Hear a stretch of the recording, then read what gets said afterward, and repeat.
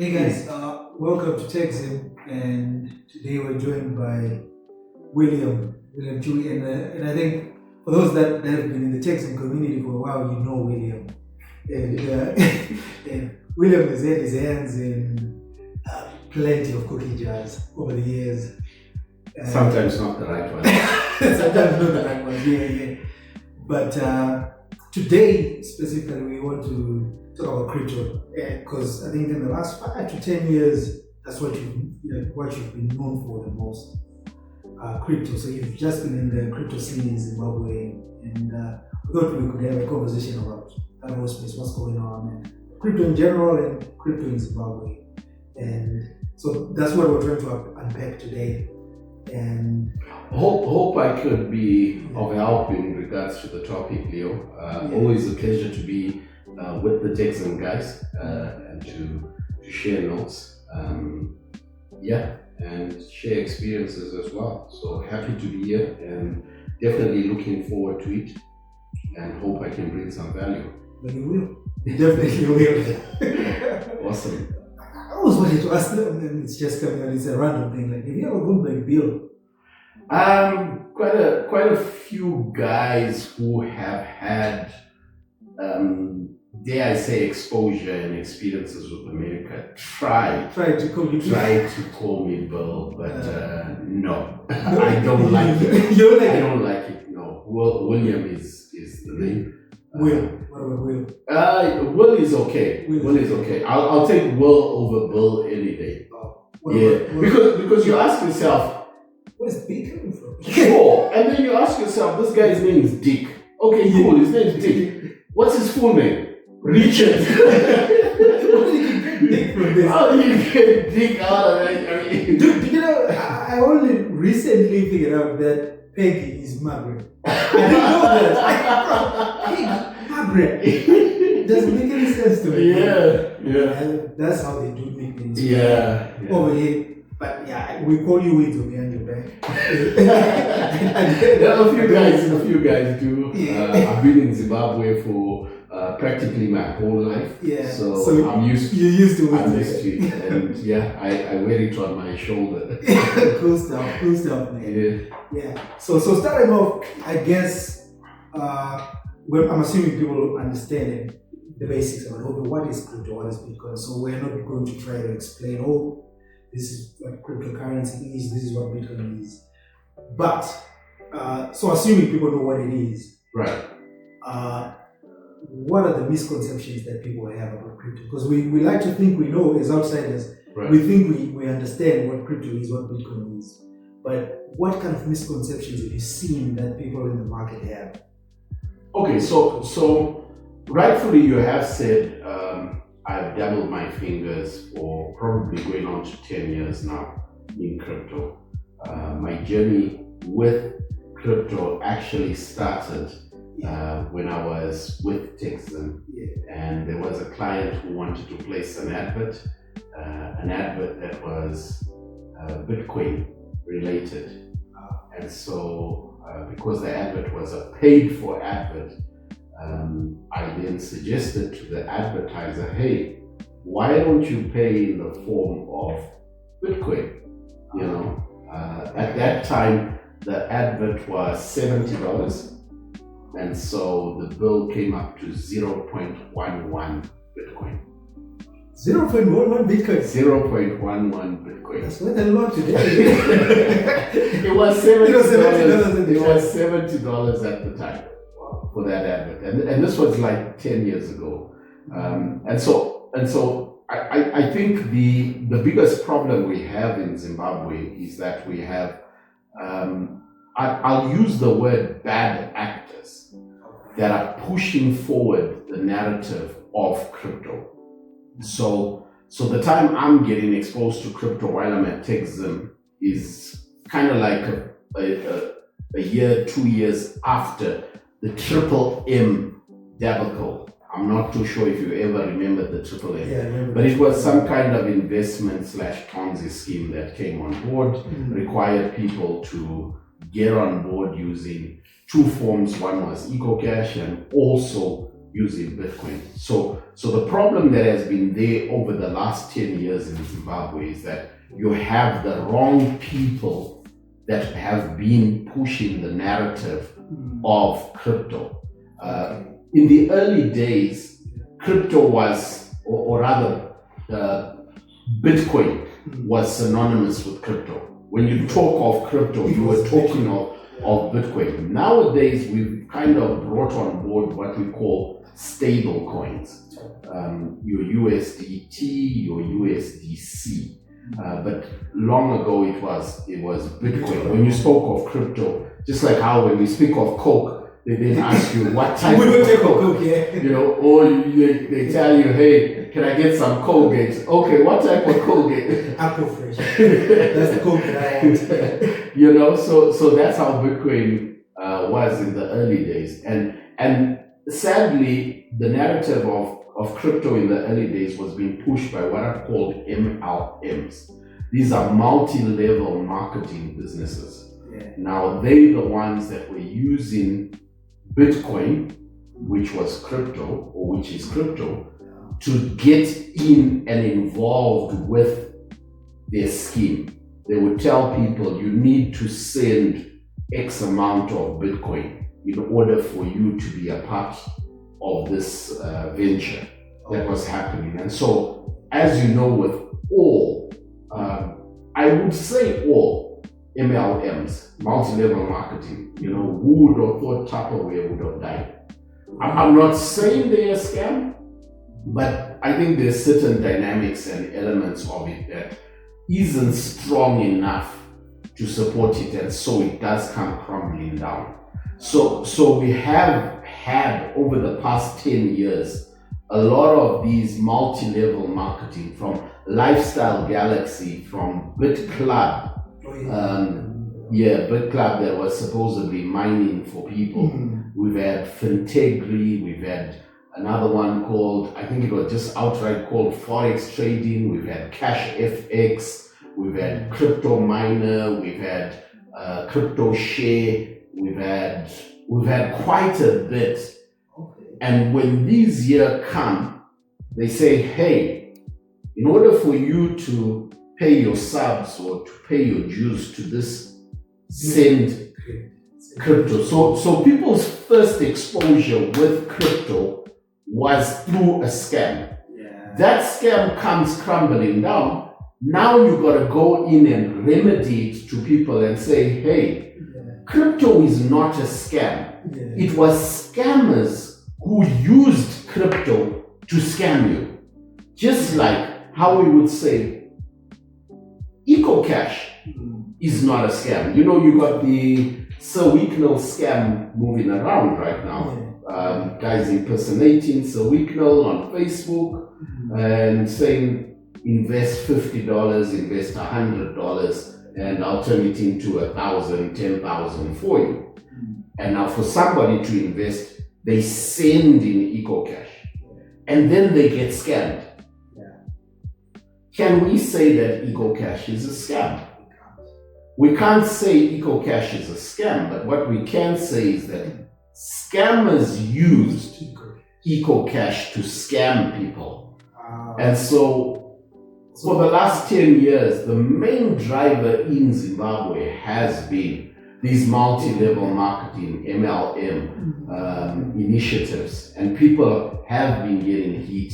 And I'm not talking of small money, I'm talking of millions of dollars in Zimbabwe. Not to say stuff we read online. Stuff that is happening in Zimbabwe. People are getting losing millions of dollars. Collectively, they are getting hit quite a bit. No, that makes sense. That people would associate crypto with scams because the scam came through using this financial asset that they were not familiar with at the time. So they just thought, oh, so these things work. So this crypto thing and this Bitcoin thing is this MLM thing, is this crypto mining thing.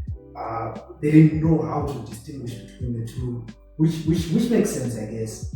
Yeah, sure. Totally understand. Sure.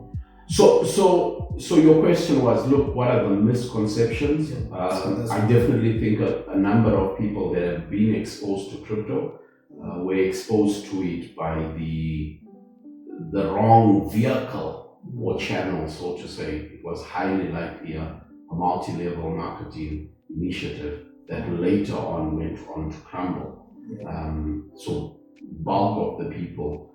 We've also had the misconception of people look at it and think that when dealing with Bitcoins, one has to get a full Bitcoin. So people assume that for them to get their hands onto Bitcoin right now is $112, $113, $110,000. How do I buy it? I can't buy one Bitcoin. But then you tell people, no, Bitcoin has actually 8 decimal places. So you can buy hundreds of millions. You can buy a fraction if anybody will sell that to you. But you can get that amount. You can get for $1, you can get for $5. You don't have to get 112, 115, whatever the price of Bitcoin will be. You don't have to buy one Bitcoin. So another misconception people have is that Bitcoin is dealt with by the unit, by the whole. I'm not too sure what may have brought that on board. I guess when you look at the physical world, we're used to coins and you can't split your coin. So Gotcha. I guess when they hear Bitcoin, they're like, oh, so that's the coin. How much is it? It's 110,000. Oh, too rich for my blood. Yeah. Correct. So another thing you also have, which is probably a derivative of the scammers. Scammers will be coming and saying, hey, if you invest so much in Bitcoin now, you're going to become so partly the scams, but you also have the success stories of people saying that they bought Bitcoin when it was early. They bought Bitcoin in its early days. They put in $100. They got 1,000 Bitcoin. I mean, I think it's in May. I forget the exact date. I don't know if it's May 25th or around about there. They call it Bitcoin Pizza Day. It's the day they look at and they say the first financial transaction that took place with Bitcoin, right? Somebody said, I would like some pizza. I'd like one or I think he bought 2 pizzas and I'm willing to pay for it in Bitcoin. How many Bitcoins?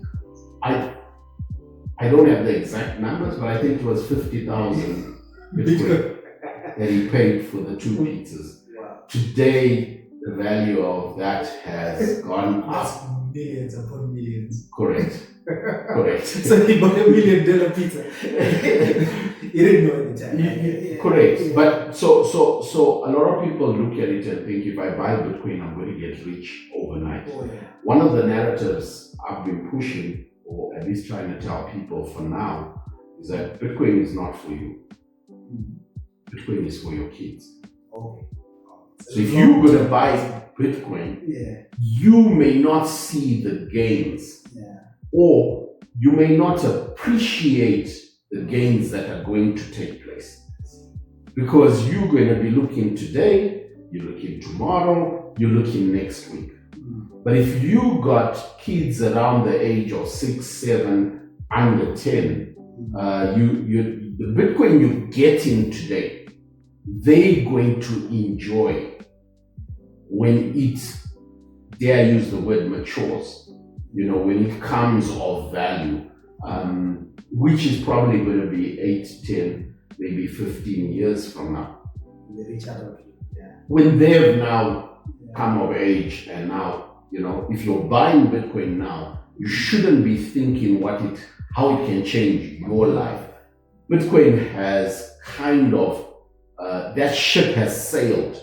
If you're looking at it and asking yourself, how can Bitcoin change my life? What you got to be looking and asking is, how can Bitcoin change my kid's life?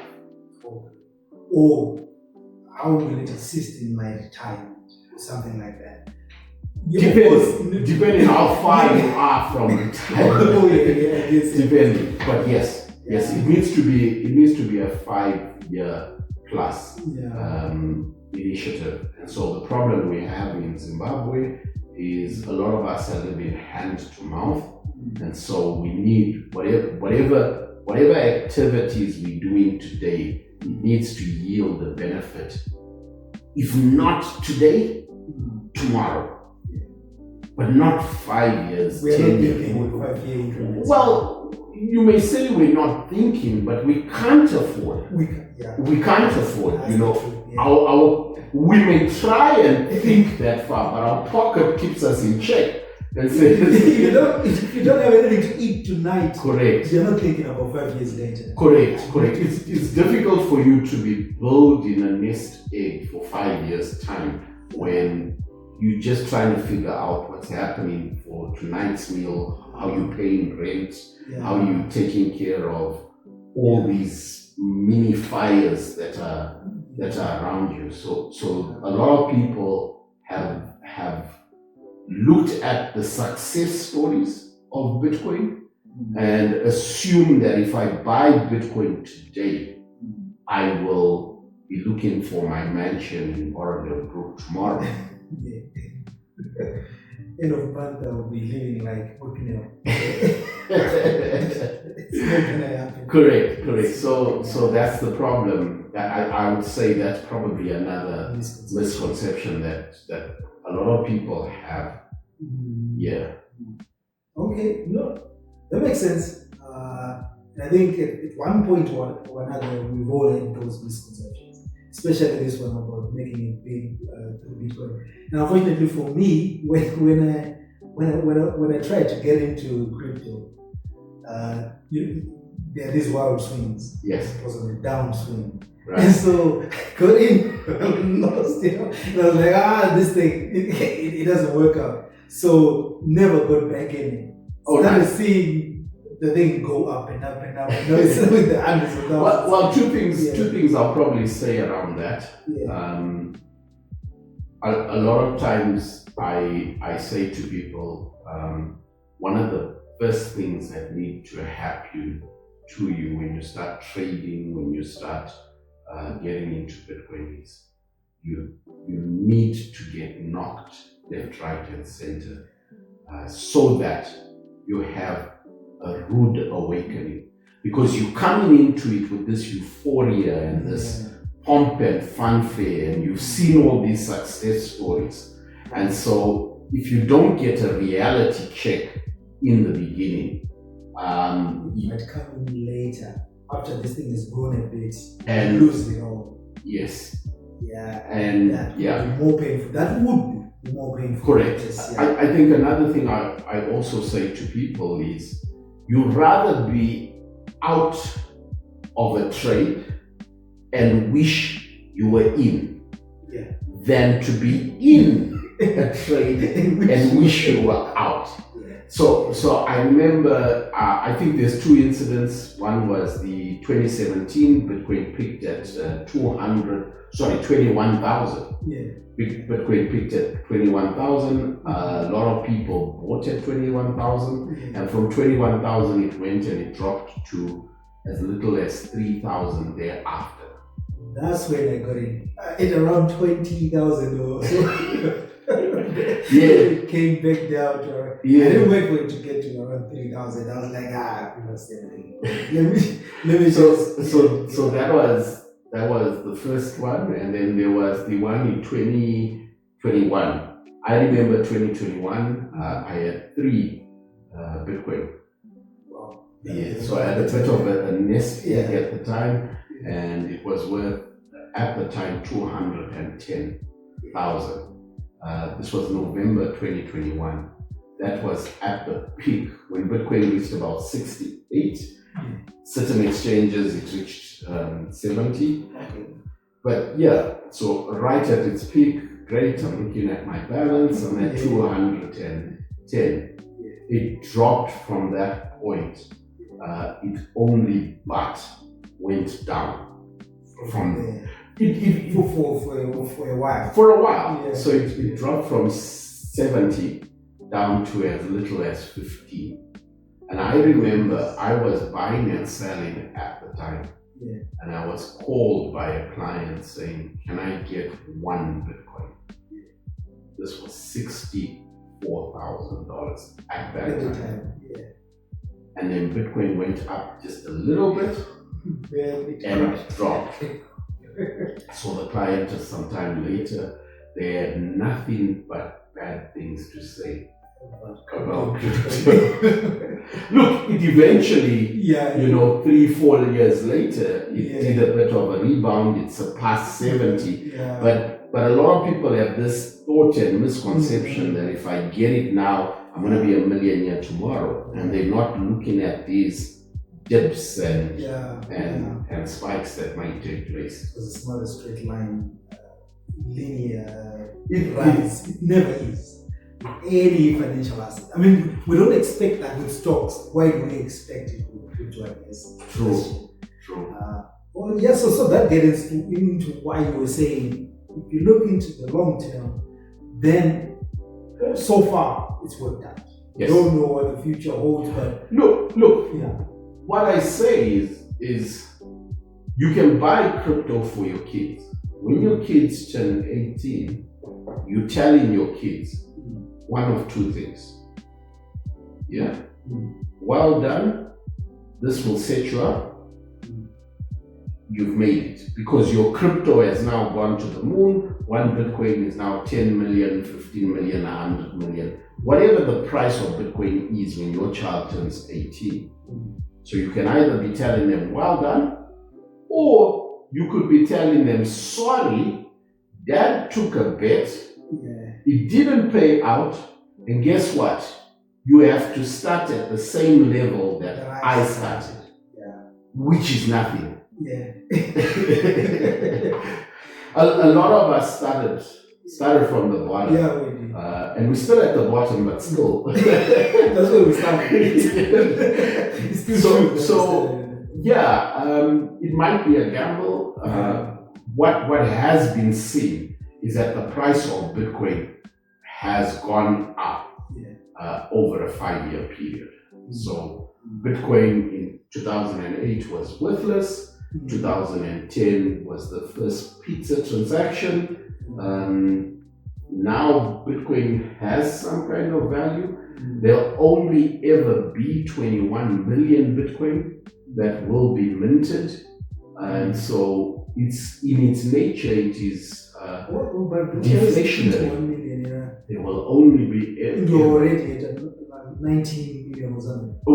Yes. We're close to 19 if we've not just passed 19. So we're very close to... the last Bitcoin will be minted when we're gone in 2140. Oh, 2140. 2140. That's when. So mining is the reward for a block is ever decreasing. So right now it's at 3.25. When they have the next halving, so after every 4 years, the amount of Bitcoin that is rewarded is halved. Okay. So right now it first started at 50. So at every block, whoever mined that block would get 50 Bitcoins. It then halved from 50 to 25, 25 to 12.5, 12.5 to 6.25. And now we are at 3 point, whatever my math says, 3.125 or something. So the next halving, we're going to be 1.7 something, if not 1.8 thereabout. So it keeps, after every 4 years, the reward that comes for mining a block halves. Okay. Yeah. Which will mean fewer and fewer people getting into mining because... But the price of Bitcoin the price of Bitcoin it's still working, keeps going up, but not only do you so when a block is mined, not only do you get the block reward, you also get the fees that people pay to do a transaction. So sometimes a reward could get as much as 6 Bitcoin, which is over $600,000. A block is mined on average once every 10 minutes. So if you are able to mine a block once a month, it doesn't have to be once a day, but say once a month, you're probably making back, you know. So block, but the way Bitcoin is constructed and designed, it is deflationary. So there's only going to, it's set in stone, you know, unless Moses comes with a stick and breaks that stone. It's set in stone that there'll only ever be 21 million Bitcoin that are going to be created, right? Then we have people who own Bitcoin, don't share their keys, and pass away. Those Bitcoin are just stuck. They're no longer circulating because the owner is no longer alive and able to move them. No one else has access. So nobody else. So yes, there are people that are losing access to their keys. There are people that are losing access to their crypto. So by and large, there is less and less crypto circulating. So I do envision that the price will go up on the larger time frame.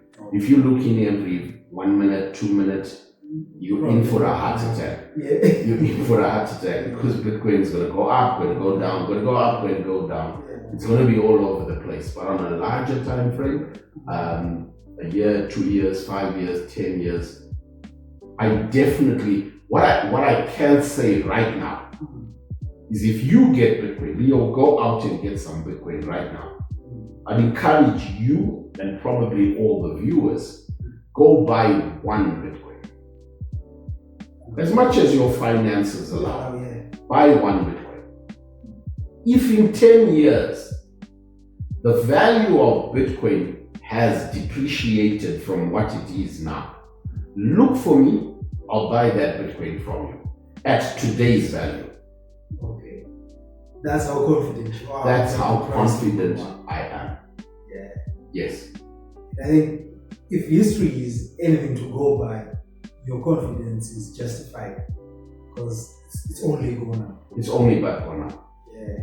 Yes. Okay.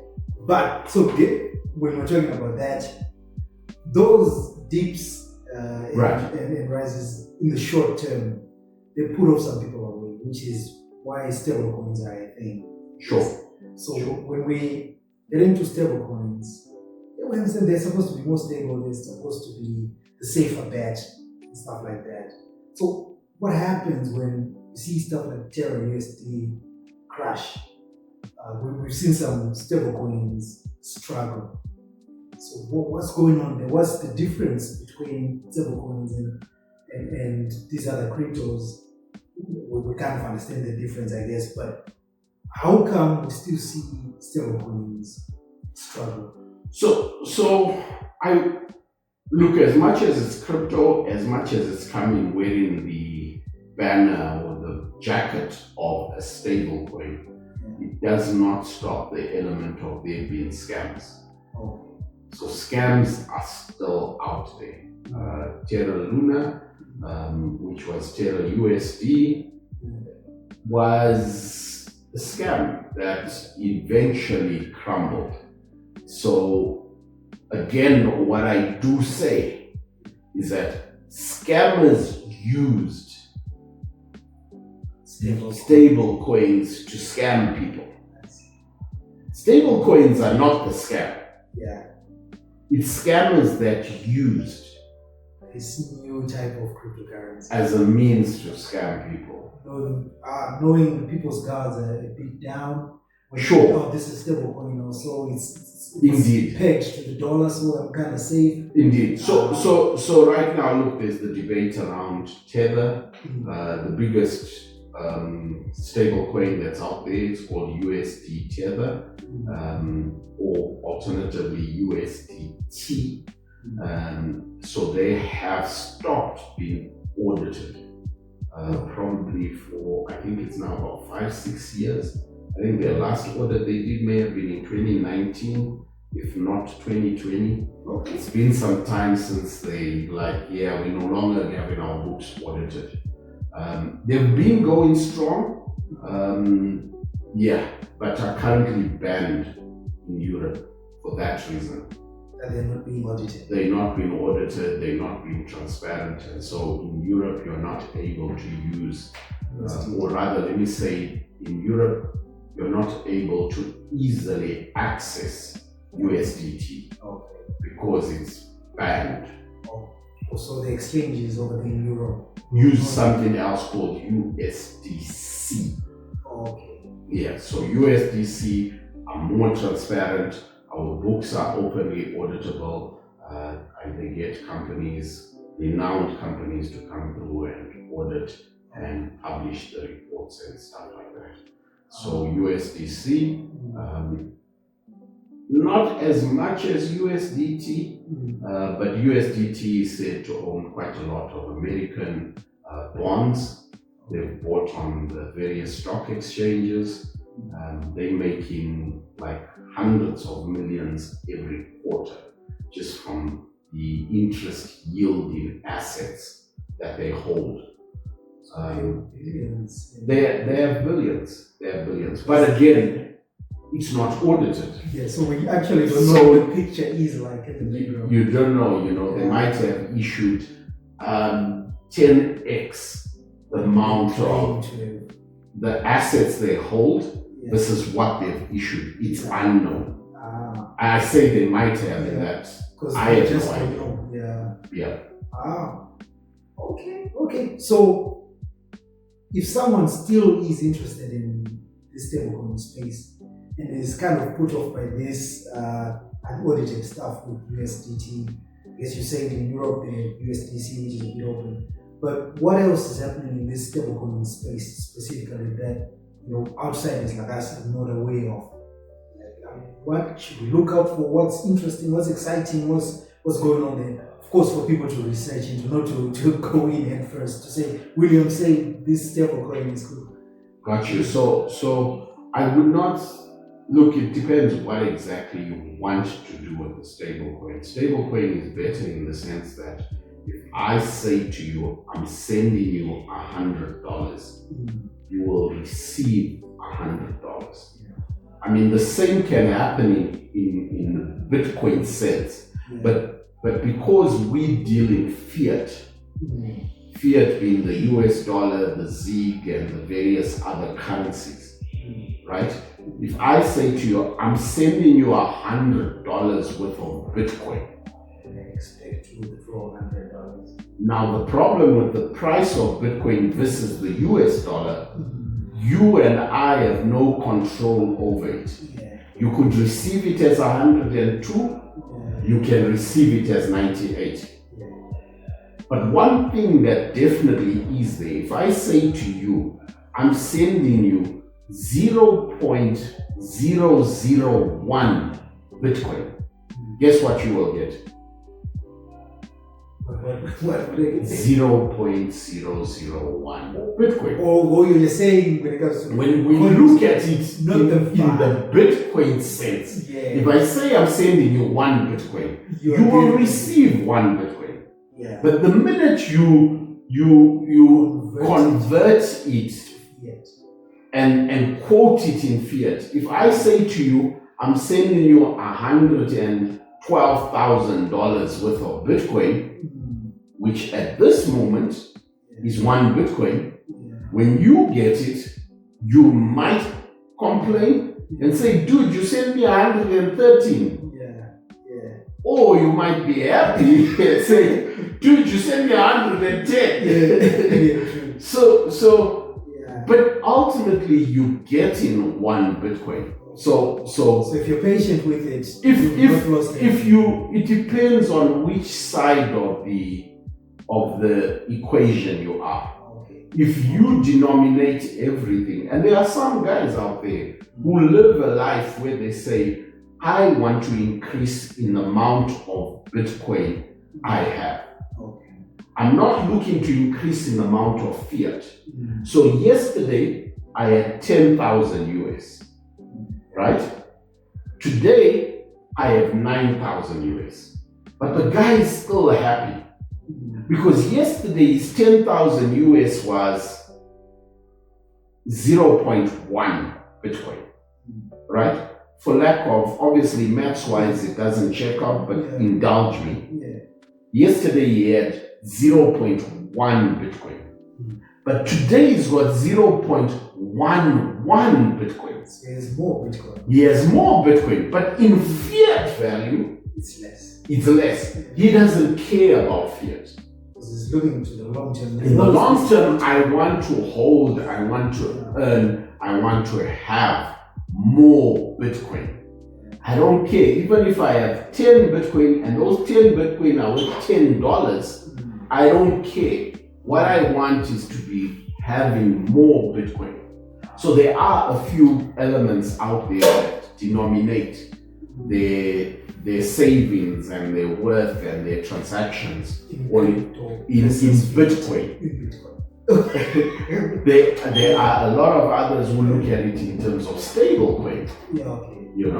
And say, look, yesterday I had 100,000 USD, today I have 100,010 URA. That yesterday my 100,000 could buy 10 Bitcoin, and today my 110,000 can only buy one. They're still happy in that I have increased in fiat.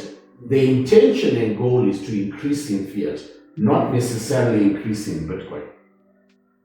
So I think I got you now. Because I think that's the major thing to understand, that not everyone is looking to Bitcoin for the same reasons. We have some that are looking for that appreciation of Bitcoin, like I said, looking at it as an investment asset. Some were just trying to preserve value, which I guess those are the ones that will look to the more stable. So we ordinarily refer to it as store of value. People want to store their value. I worked hard, I accumulated this amount of money. Maybe in today's terms, I accumulated $110,000. Instead of going and storing my value in a property that, I don't know, have you been following it? Do people still pay 1% on the value of their house over $100,000? What happened to that? I'm not sure what's going on. It was raised at some point. So you can put it in a house, and there could be some other peripheral expenses, or alternatively, your neighborhood can be infested with pollution, or something can go wrong, and the value of houses in that area depreciate, or there was a certain activity or a certain main road that was passing your neighborhood, and all of a sudden government says, no, the road to Bulawayo is no longer Samora Machel, it's now Simon Mazorodze. And all that traffic that was passing by, that gave your house, that gave value to your house, has now shifted by the stroke of a pen. So some people move their value into assets such as property. Other people want to move it into crypto, such as Bitcoin. And I guess as a store of value. And one that's easier to liquidate than property as well. So I've seen these things on Facebook groups. I've been on them. I've tried to give reason. Great, you buy a house. You have a minor incident like school fees. How much are your school fees? Let's say ballpark $1,000, $2,000 you need to pay. What are you going to do in terms of your property? You need $2,000. What are you doing? Selling all the doors in your house? Selling the windows? Sectioning off a partition and saying, hey guys, anybody want to take this here for $1,000, $2,000? No, you can't do that with the property. It's all or nothing. You know? Which is a problem, whereas with crypto, you can partition, so to say, where you're saying, okay, instead of selling one whole Bitcoin, let me sell $1,000 worth, let me sell $2,000 worth and cover these particular holes that I need to cover. Always knowing that in the long term still I will recover this from the appreciation. Depending on the negative, depending on how you denominate your savings. So remember, I started with 1 Bitcoin. Yeah. I went and sold some. Guess what I have now? Yeah. I have 0.98 Bitcoin. Okay. So to me, it's playing on me. Yeah. I don't have 1 Bitcoin anymore. I don't have as much as I had starting out. I have 0.98.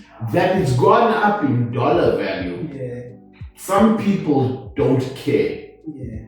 They denominate it in Bitcoin and say, how much Bitcoin did I have? I'm still down. Yeah.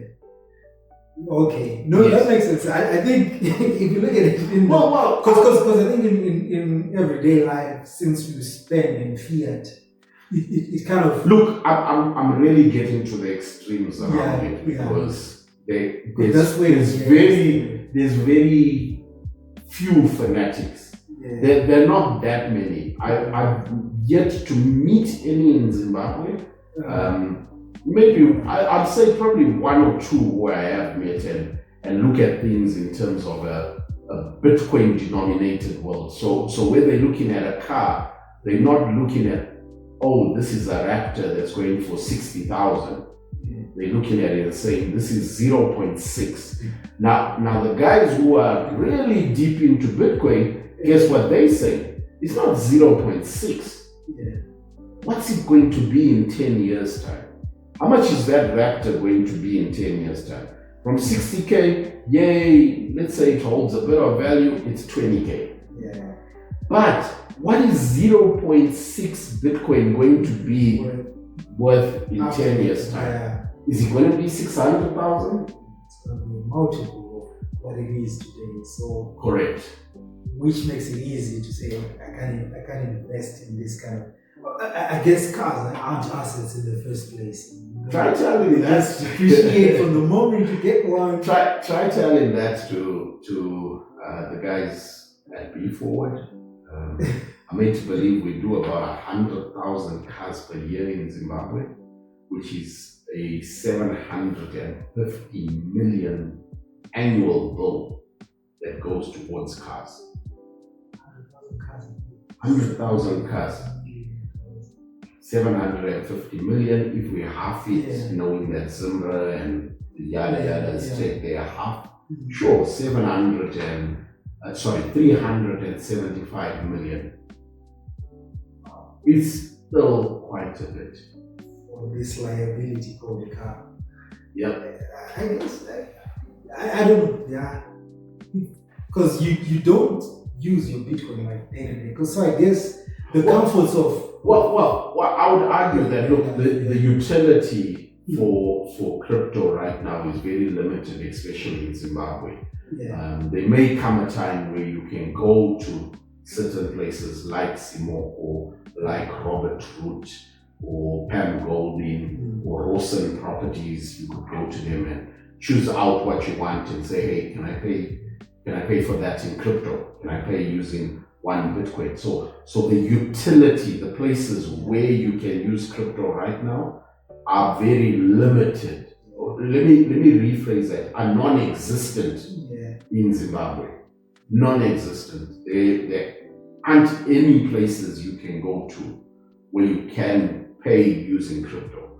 South Africa has their pick and pays. More and more places are increasing by the day.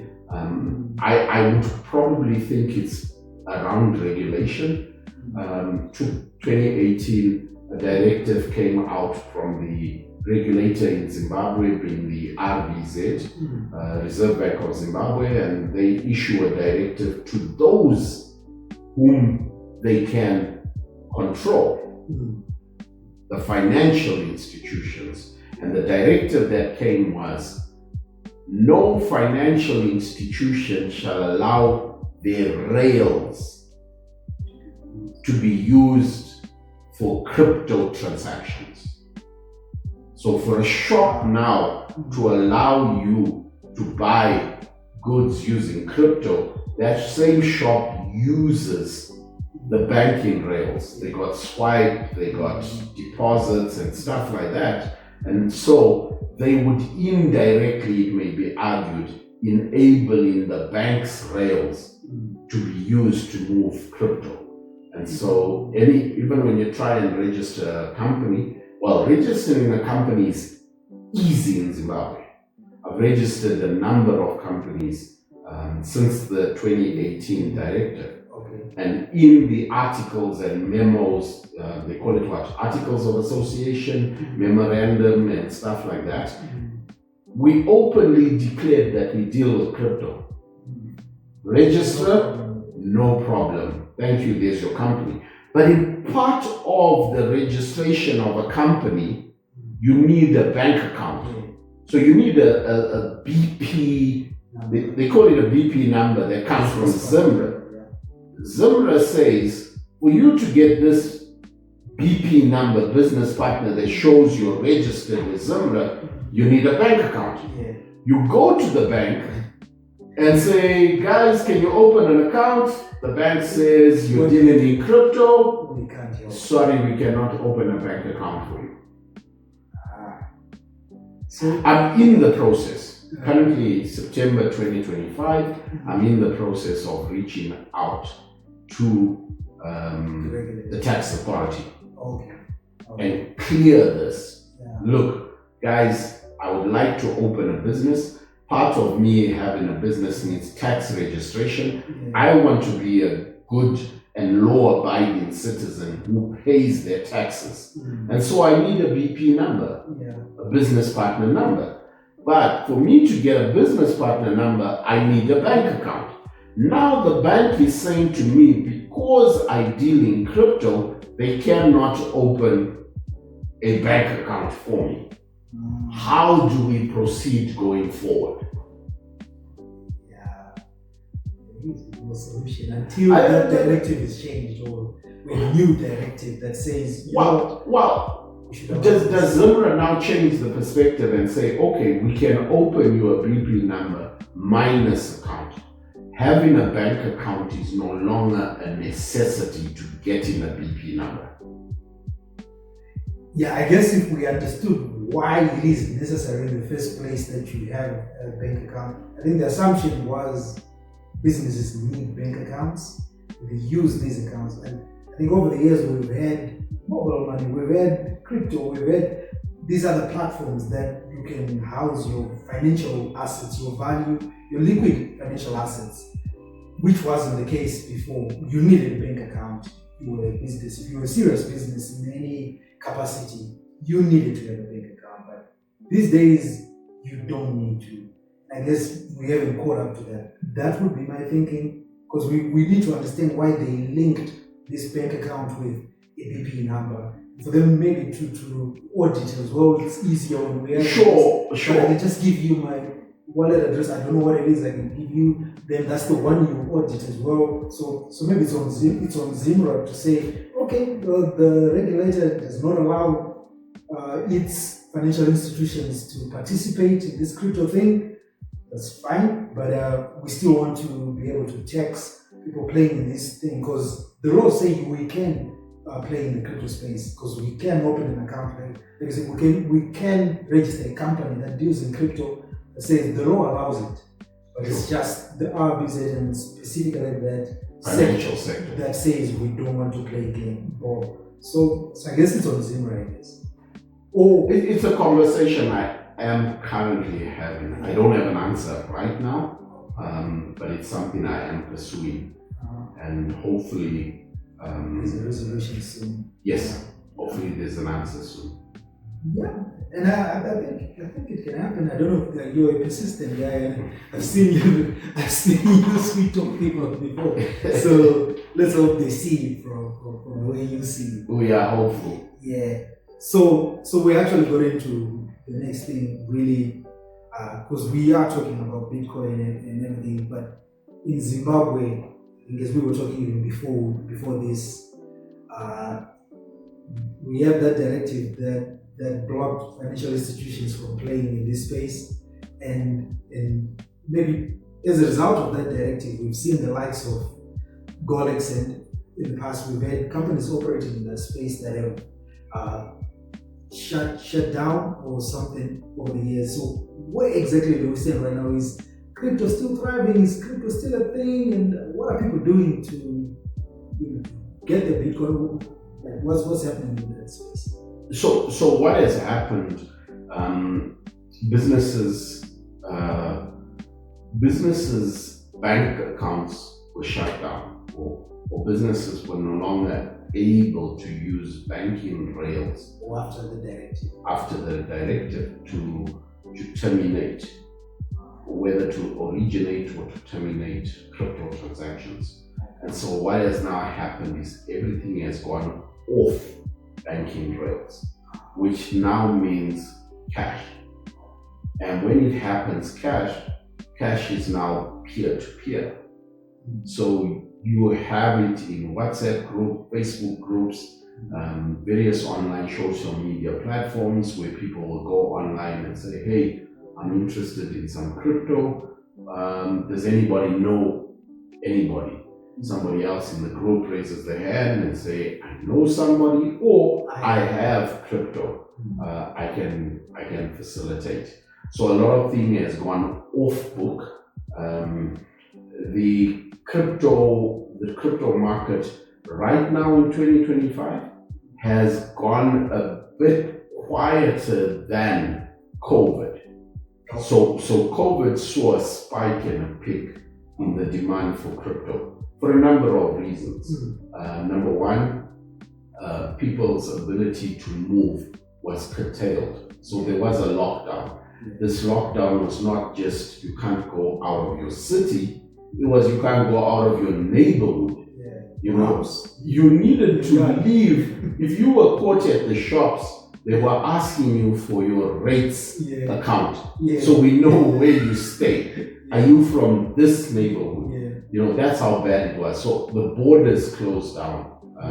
There was no traveling whatsoever. So some people were stuck out the country. Those that were out the country who usually came back home were not able to. And so the demand and usage of crypto spiked during the COVID period because of that. And so there were some significant numbers.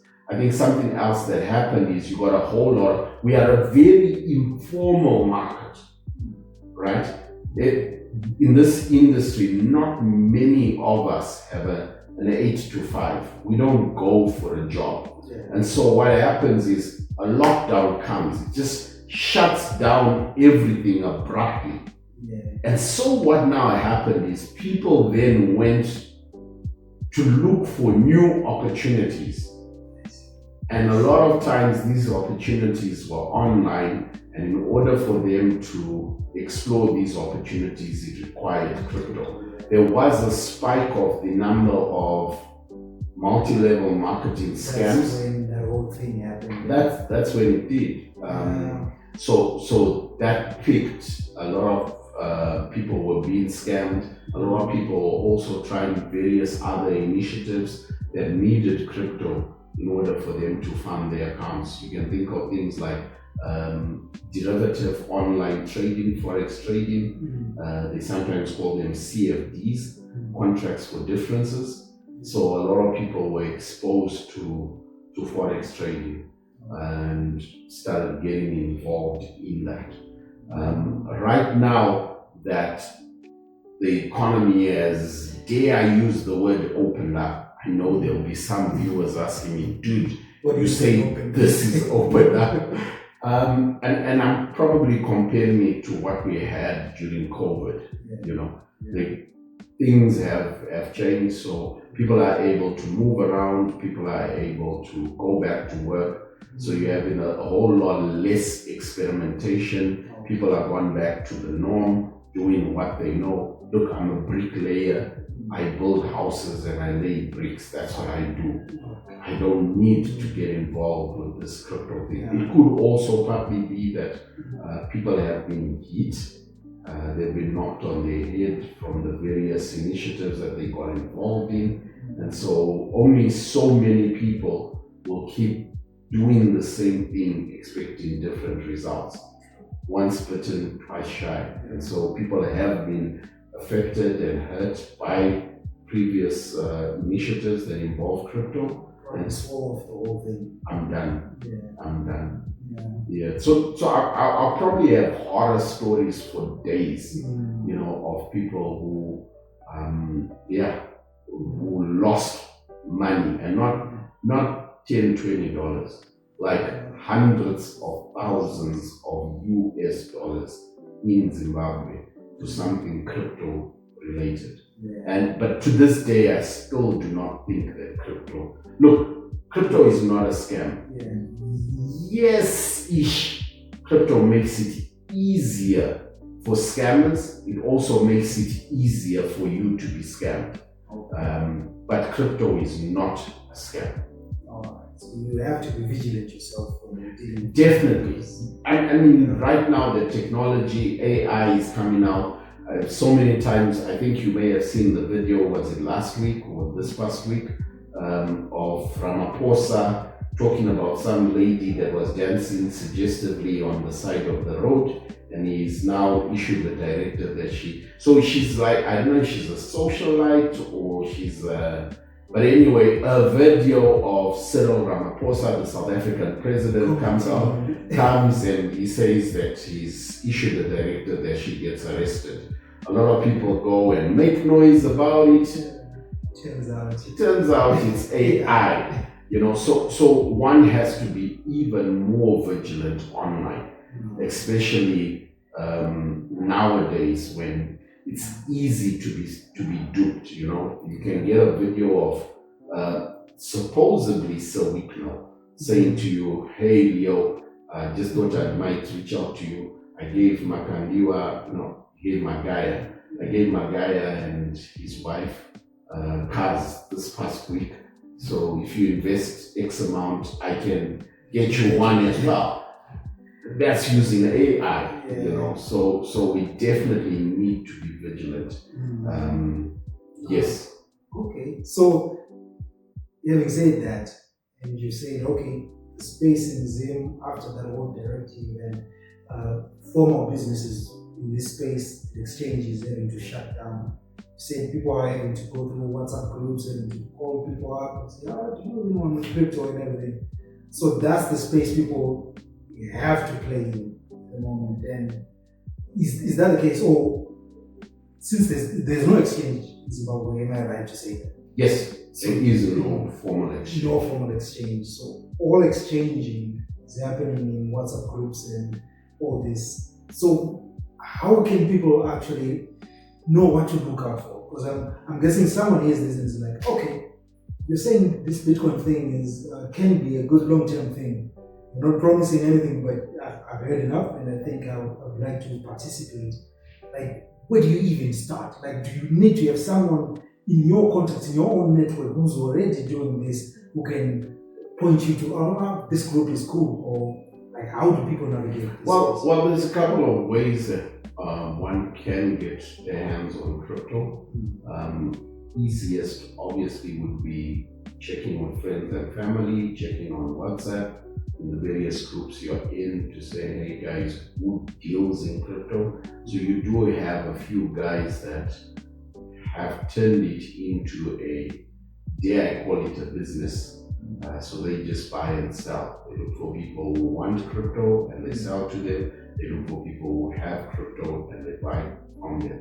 There's a few guys out there that do that. So the first quickest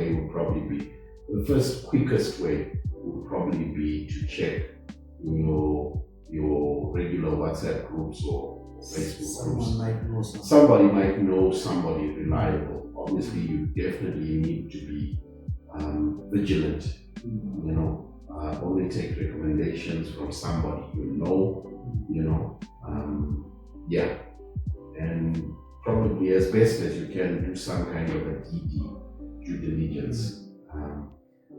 That's the first. The second is you have family overseas that have easier access to crypto. So there's one of two ways. First way is to say, hey, can I send you value and you buy crypto for me?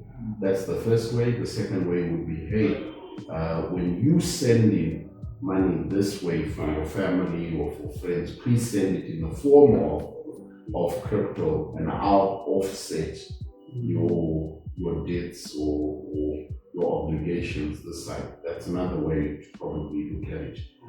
The third way would be in form of remote work. A number of international organizations do pay as an option of crypto. Also, this is you saying you want to look for a job that's paying in the form of crypto. So there are companies out there that are based out of Zimbabwe, and you can do remote work, whether it's a call center agent, whether it's doing some customer care via text. I can think of 101 things that can be done online, but this is you looking for that job and getting paid in the form of crypto. So those are probably ways I could think you could get your hands on it easily. Yeah. And I think that's just the step we're in because of the directive, like this that you said. There's no central place to say just go to this place and you get this dependable guy. That doesn't exist for now. It's work your own network, work your own contacts, and then you have these other options to get into remote work and to utilize family that's overseas.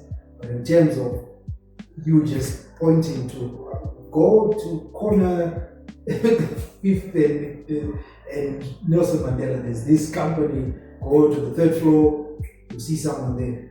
Unfortunately, because of this directive, that's not really a thing in Zimbabwe, which is unfortunate.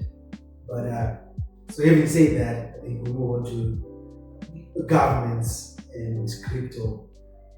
So in Zim, it's been a bit quiet on that end. The RBZ has been researching their own CBDC, but they haven't really said much about crypto.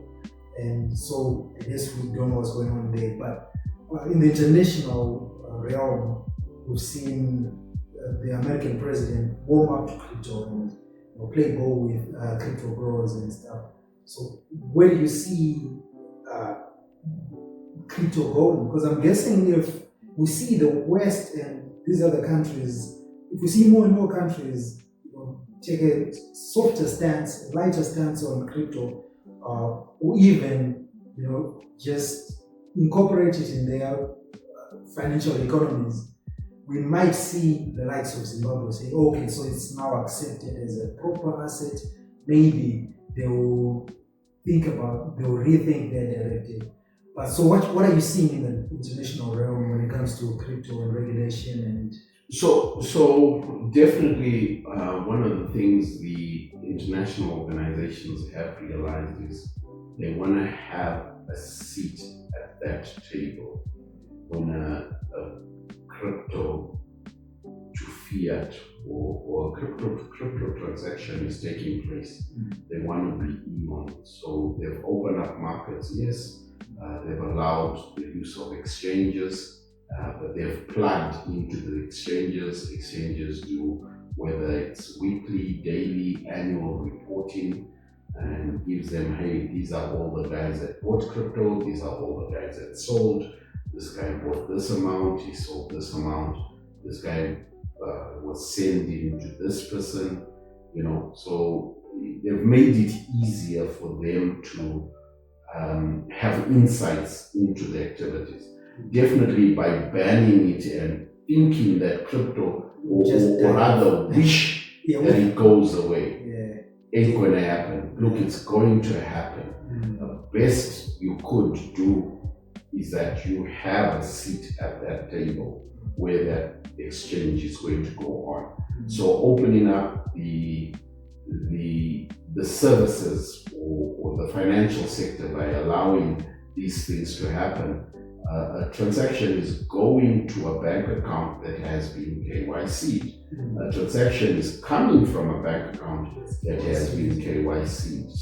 So the government now has the ability, it's definitely easier to do transactions when they are virtual and digital. Definitely easier. More people would gravitate towards that than needing to go into groups, looking for people, asking relatives overseas, look, I want to buy one Bitcoin. One Bitcoin is $110,000 right now. How many relatives do you have and know that would like to send $110,000 home this month? And then how many jobs are you going to need to get in order for you to accumulate and get one Bitcoin? Not that many, boss. Not that many. So that's the challenge. That's there. The governments need to open up. They need to allow, and definitely it gives them an opportunity to be a part of that transaction, whether they impose in a tax, whether they just wanting to know. They can always have what they call STRs. They call them suspicious transaction reports. Okay. So when there's a suspicious transaction, the exchange can notify the regulator and say, Leo was sending this amount, and he said you are sending to Osama bin Laden. It's a suspicious transaction.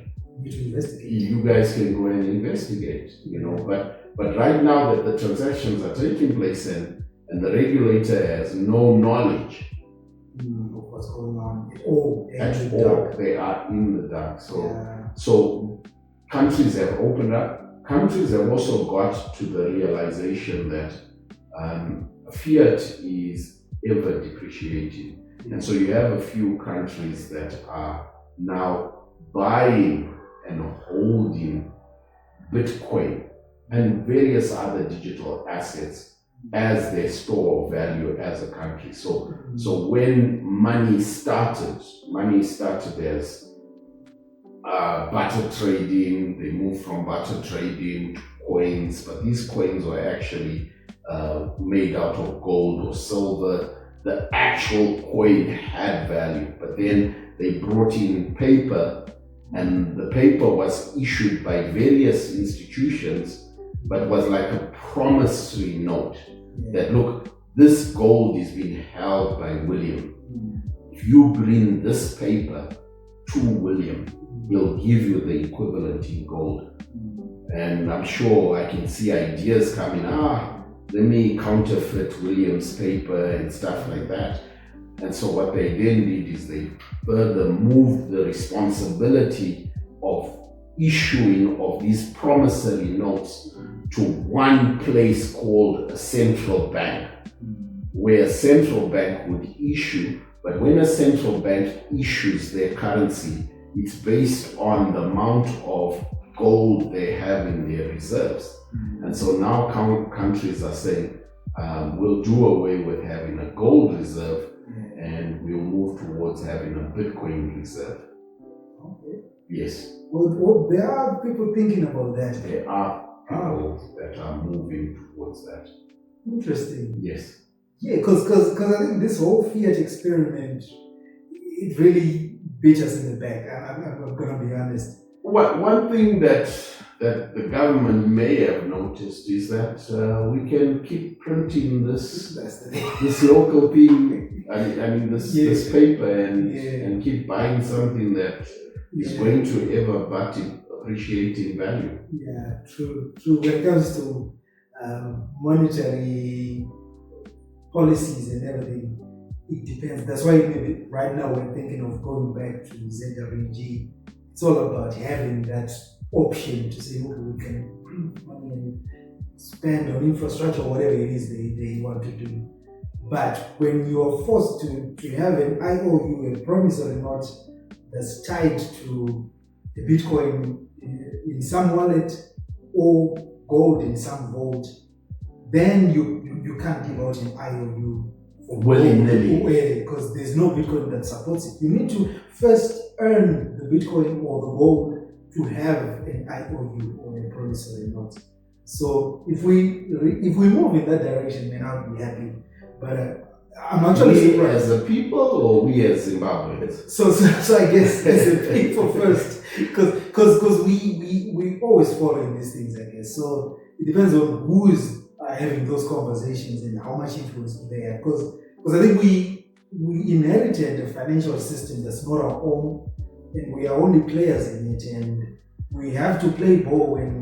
Like if we want to a certain extent, until you have, was it in 2024 where we say we're now issuing a new currency called Zimbabwe Gold, which is tied to the bank vault, and they open a vault and show gold, and then a few months later, while gold is appreciating globally, the currency loses 42% in one day. And you ask yourself, what was there a break-in at the Reserve Bank? Just steal the gold, because the IOUs. So I hear you on the financial systems, but I think we have been our own enemy in the policies and the doings that we've been doing that loses trust.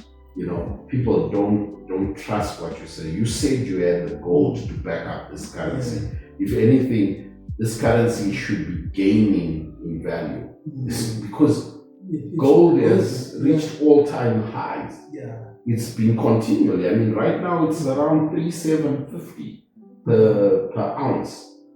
You know, and it's been appreciating. But all-time highs, But our currency that's tied to gold is losing value. Oh wow! So this tied to gold is a facade. Is a fairy tale, is a nursery rhyme, is a what? Because I mean that's the challenge, Because when there's no transparency, I guess. Because we hear there's gold and everything, but I need to be able to go with my ZWG and say, can I have my gold now? Correct. Or at least to have independent people audit and say the gold is still there, guys. Every so often to have a glass door in the vault, and we can any citizen can just walk through and say, okay, well, the gold is still there. I don't know what they need to do, but there's that whole trust issue in Zimbabwe. So I guess it's a much steeper hurdle to jump. And one, I don't think we are positioned enough to try and fix that. I think we have other fires we can work towards fixing. Let's probably leave the politics to the politicians. Let's leave it to them. But I am excited. No, not excited. But I was intrigued to hear that these conversations are happening in other countries to say, okay, let's go back to the gold standard, not the gold standard, but the Bitcoin standard now, or the crypto standard, which is interesting. So that's what you're seeing in the space globally, internationally. Governments are warming up, and they now have a seat at the table. They're now auditing and working together with exchanges more and more, and to understand and to help with anti-money laundering and anti-terrorist financing and all that stuff. So, which is cool to see, and I think it will trickle down if the trend holds. If international governments keep doing that, I guess the likes of Zimbabwe will warm up to this kind of thing. So we need to wrap up. But so what do you see in the next 5 to 10 years? And in that, so we talk Bitcoin, USDT, and a few others. What are the tokens or coins as well do you see maybe coming into the picture that people don't really know about right now? And maybe some solid fundamentals, or maybe that you've been looking into and thinking, okay, this one is a bit exciting. Because we've seen Memecoins come through this, and they keep coming back, and there's all this pump and dump drama, there's drug pulling, but everyone thinks, okay, I can get in early enough and I can make a killing from this. And it does appear a bit stupid, I guess, but that's as an outsider at all. So why do Memecoins keep coming back? And what are the coins or tokens that you see that an outsider, casual, does not even know about, that they might want to research on at the very least? So in regards to the meme coins, you definitely have a lot of opportunists who also want to ride the bandwagon, get on board. I don't see much value in them, save for the meme. This is a bored ape, this is a dog, this is a frog, this is a cat. I'm not too sure. I've not followed them. I've not followed them closely to find out what their story is, but I will hypothesize and say they probably don't even say that for every Doge or for every Pepe or whatever token, Shiba Inu, or whatever token is spent, and those transaction fees will go towards the upkeep of this kind of dog. I don't see that happening. I haven't investigated it enough. If that is happening, then I would definitely say, hey, why haven't we as a people, as a nation, as whatever, created a rhino coin? The rhino is having challenges. The rhino is endangered. It might be close to extinction, and so why can't we create a coin that furthers or protects the extinction, or furthers the well-being of the rhino or protects it from being extinct? Why can't such things come out? Other than that, look, where are the opportunities? I would think probably on the remittance side. If you know anything, Zimbabwe imports cash. I would think on a daily basis, every day there's a plane coming in with physical cash to settle the remittances from outside. I think our remittance bill inward this year might top 3 billion. It's been growing every year. It has been growing, but then the physical cash has to come in. And so crypto may be a way of solving that. Definitely in terms of fintechs, the movement of value from one place to another, stablecoins can help with that. That's your banks and your financial institutions. Not something that can happen right now, but something definitely the regulator needs to step back and investigate the opportunity around that. Crypto is happening. How can the regulator be involved in those crypto transactions? How can they sit at the table to know who is buying crypto, who is selling crypto? The only way, I think, is probably through exchanges. Is by making it easier for people to get in and out of crypto. It will help people with all this scamming stuff that's happening. Indeed, because the exchange now is able to help educate. Because right now, look, the guys who are buying and selling crypto have really no incentive to protect the market. To an extent, everybody is self-serving. Everybody is self-serving. I've got my own self to take care of. Do I educate you so that you stop buying crypto from me? I'm not going to do that. That's shooting myself in the foot. Or do I add wood to the fire and say, dude, don't just put 5K, put 10K. Go big or go home. Go big or go home. YOLO. No risk, no gamble. I can live that way. So yes, the regulator needs to be more proactive and not reactive when it comes to crypto dealings. Those would be my thoughts. Okay. Okay. And on that note, I think we've taken too much of your time already. But the last thing I would ask you to tell us, I guess, is something that, because I asked this as an outsider to say, okay, this is what I want to understand about this space. Right. But I am limited in what I think to ask about. Okay. Is there something in this space that you like people to know, obviously, that people don't know, or that people are not asking, or are not thinking about in this crypto space? Maybe even specifically in Zim, something I haven't asked about. Sure.